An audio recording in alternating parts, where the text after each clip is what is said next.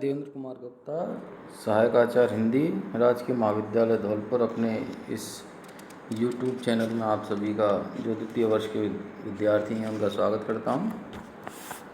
हम पिछले कई वीडियो जो हमारे हैं उन वीडियो में हम डॉक्टर राम कुमार वर्मा द्वारा लिखी गई एकांकी औरंगजेब की रात का व्याख्यात्मक अध्ययन कर रहे हैं। उसी क्रम में आज हम इस एकांकी के पृष्ठ संख्या 30 और 31 का अध्ययन करेंगे। पूर्व में हमने देखा कि औरंगजेब अपनी शैया पर पड़े हुए बीमार हालत में, दयनीय हालत में अपने द्वारा किए गए उन गुनाहों को याद कर रहे हैं जो उन्होंने अपने पिता, अपने भाई और अपने पुत्रों के अलावा रियाया पर जो किए, और उन्हें इस बात का बेहद अफसोस है कि जीवन के इस समय जब उन्हें वास्तव में अपने औलादों का सुख प्राप्त होना चाहिए था, लेकिन उनकी अपनी महत्वाकांक्षा ने इस सुख से उन्हें वंचित कर दिया। अपनी शैया पर पड़े पड़े जब उनकी तबीयत खराब है और उन्हें बार बार बेहोशी सी होने लगी है, तब उनकी पुत्री जीनत उनके स्वास्थ्य संबंधी कारणों से उनके शाही हकीम को बुलाती है और शाही हकीम उस समय जो उपचार उन्हें देते हैं उस उपचार से उन्हें कुछ फ़ायदा मिलता है। हकीम साहब कहते हैं कि मैंने आपके सामने सबसे शानदार दवा पेश की है, यदि आप इसको पिएंगे तो निश्चय ही आपकी जो समस्या है स्वास्थ्य संबंधी उसमें लाभ मिलेगा। आलम जीनत से, अच्छा जीनत यह दवा रख लो, हम नमाज के बाद पिएंगे, अब आप तशरीफ़ ले जा सकते हैं। और वो ऐसा कहकर हकीम साहब को जाने की वो कहते हैं। जीनत दवा का प्याला ले लेती है। हकीम सिर झुकाकर, जो जहाँपनाह का हुक्म, लेकिन एक गुजारिश है। आलम क्या? हकीम हाथ जोड़कर, आलम पना कुछ ना सोचें, कोई गुफ्तगू ना करें। अर्थात वो इस समय अपने आप को आराम की मुद्रा में ले जाएं और सो जाएं, किसी से बातचीत ना करें। इस वक्त आराम करना खुद एक मुफीद दवा होगी। यदि इस समय आप आराम करते हैं तो ये भी एक दवा के रूप में ही आपका इलाज करेगी और आपको लाभ प्राप्त होगा। सुबह होते ही आलम पना की तबीयत अच्छी मालूम होगी। आलम, अच्छी बात है, हम कुछ ना सोचेंगे, कुछ गुफ्तगू ना करेंगे, लेकिन हम अपने बेटों को खत तो लिखवा ही सकते हैं, सोचकर वही करेंगे। हकीम साहब आप तशरीफ़ ले जाइए, हमें अपने बेटों की याद आ रही है। इस समय उन्हें सबसे ज़्यादा यदि किसी को वो याद कर रहे हैं तो अपने पुत्रों को कर रहे हैं, जिनको उन्होंने कारागार में बंदी बनाकर डाला हुआ है। हकीम जो हुक्म, बादशाही अदब के अनुसार सलाम करके प्रस्थान। आलम, हकीम साहब कहते हैं कुछ ना सोचें, कोई गुफ्तगू ना करें, सुबह होते ही तबीयत अच्छी मालूम होगी। लेकिन जीनत, हम जानते हैं कि हमारी तबीयत अच्छी नहीं होगी। हमने अपनी किश्ती समंदर में छोड़ दी है, अब साहिल दूर होता जा रहा है।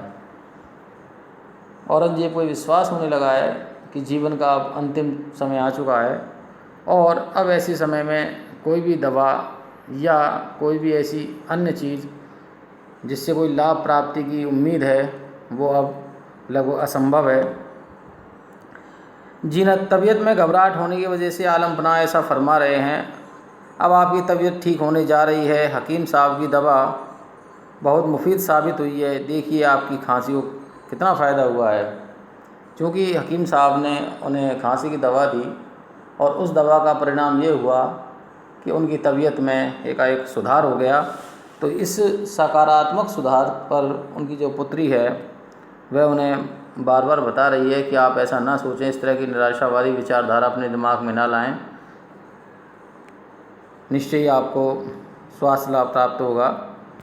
आलम जोर देकर, नहीं, तुम नहीं समझी जीनत, जिस तरह सुबह होने से पहले रात और भी सुनसान और खामोश हो जाती है, उसी तरह मौत से पहले हमारी सारी शिकायतों का शोर समाप्त हो गया है। अब हमारा आखिरी वक्त करीब है।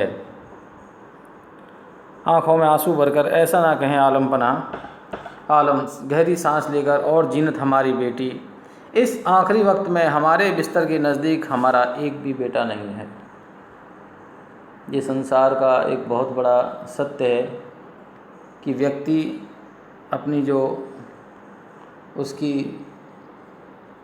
जो जिजीविसा है, उस जिजीविसा को पूर्ण करना चाहता है, और उस जिजीविसा की प्राप्ति के लिए वह किसी न किसी माध्यम से जो भी प्रार्थना है वो करना चाहता है कि जब उसका अंतिम वक्त आए तब निश्चय ही उसके जो पुत्र हैं वो पुत्र उसके नज़दीक हों और उनके सामने वह दम तोड़े। लेकिन एक बादशाह जो औरंगजेब हैं, उनके भाग में शायद ये नहीं लिखा हुआ है। ऐसे बाप को तुम क्या कहोगी जिसने बादशाहत में खलल पड़ने के वहम से अपने कलेजे के टुकड़ों को सजा देकर हमेशा कैद खाने में रखा, अपने नज़दीक आने भी नहीं दिया, सोचते हुए हमारे कैदी बच्चों तुम बदकिस्मत हो कि आलमगीर तुम्हारा बाप है। ये निश्चय हमारे लिए बड़े दुख का विषय है कि तुम हमारी संतान हो, इस वजह से तुम्हें ये कठोर दंड प्राप्त हुआ है, वरना तुम्हारा कोई दोष नहीं है। तुमने और कोई गुनाह नहीं किया, तुम लोगों का सिर्फ यही गुनाह है कि तुम औरंगजेब के बेटे हो। आज तुम्हारा बाप मौत के दरवाजे पर पहुंचकर तुम्हारी याद कर रहा है। मुअज्जम आजम काम बख्श, अपने पुत्रों के नाम लेते हुए वो बार बार ये याद करते हैं कि मेरे पुत्र जो हैं इस समय मेरी अपनी गलती की वजह से कैद खाने में पड़े हुए हैं, और इसी कारण वो आज मेरे सामने उपस्थित नहीं हैं। जीनत जहाँ पना, मैं उन लोगों तक आपके ये मोहब्बत भरे अल्फाज ज़रूर पहुँचा दूँगी। आलम संतोष से हम अपनी कब्र से भी तुम्हें दुआ देंगे बेटी। हम खुद अपने बच्चों को खत लिखना चाहते हैं, इस आखिरी वक्त में हमारी ख्वाहिश पूरी होने दो। कातिब को बुलाओ। एक ऐसा व्यक्ति जो लेखनी का कार्य करता है, लिखता है, उसे कातिब कहते हैं। ठंडी सांस लेते हैं। आपका हुक्म पूरा होगा अब्बा जान, पुकार कर करीम का प्रवेश व सलाम करता है। जीनत शाही कातिब को इसी वक्त हाजिर किया जावे। करीम जो हुक्म सलाम कर शीघ्रता से प्रस्थान कर जाता है। आलम मंद स्वर में, धीमे स्वर में, हम खुश हुए बेटी, हमारी दुआएं तुम्हारे साथ रहें। आज तक हमने शायद किसी की ख्वाहिश पूरी नहीं की, हमें कोई हक भी नहीं कि किसी से भी अपनी ख्वाहिश पूरी करने के लिए कहें, लेकिन तुमने हमारी ख्वाहिश पूरी की है। तुम बहुत दिनों तक जियो। अपनी पुत्री को वो आशीर्वाद देता है कि वो उसकी पुत्री दीर्घायु हो। जीनत जहाँ पना, शहजादी जहानारा ने अब्बा जान की कैद में 7 साल तक खिदमत की, तो क्या मैं आपकी खिदमत कुछ दिनों तक भी ना करूं? जो इनकी बहन थी शहजादी, उसने अपने पिता की जो शाहजहाँ थे उन्होंने 7 वर्षों तक उनकी देखभाल की, और वो उसे अपना एक आदर्श मानती हैं, और इसलिए कह रहे थे मैं भी आपकी खिदमत कुछ समय के लिए करना चाहती हूँ। हमें भी कैद में समझो बेटी, हमारे गुनाहों ने हमें चारों तरफ से घेर रखा है। जो शाहजहाँ को जो कैद हुई वो औरंगजेब द्वारा प्रदान की गई, लेकिन जो औरंगजेब आज कैद में पड़े हुए हैं, और उस कैद का नाम उन्होंने रखा है गुनाहों की कैद, क्योंकि इस समय उनके जीवन में जो उन्हें बार बार जो याद आ रही है वो अपने गुनाह ही याद आ रहे हैं। इसलिए कह रही कि बेटी हमें भी आप कैद में ही समझो। जमीर की जंजीरों ने भी हमारे हाथ पैर बांध लिए हैं, हम अब इस दुनिया को आंख उठाकर भी नहीं देख सकते। जिस सल्तनत को खून से सींच कर हमने इतना बड़ा किया, उसे अगर हम आंसुओं से भी सींचना चाहें तो हमें एक पूरी ज़िंदगी चाहिए। अर्थात जिस सल्तनत को बनाने में हमने जितने अपराध किए, यदि हम अपने खून के आंसुओं से भी उसे सींचना चाहें, आँखों के आंसू से यहाँ तात्पर्य है कि हमने भावनात्मक रूप से भी हम उन पर कितना ही मरहम लगाएं, लेकिन वो अपराध कभी ख़त्म नहीं हो सकते। उसके लिए पूरा एक जीवन चाहिए, वे हमारे पास शेष नहीं है। गला सूख जाता है, ठहर कर बेटी पानी पानी, गला सूख रहा है। जीनत प्याले में गुलाब जल लेके पिलाती है। जीनत आप थक गए हैं जहाँ पर ना सारी रात आपको बहुत बेचैनी रही।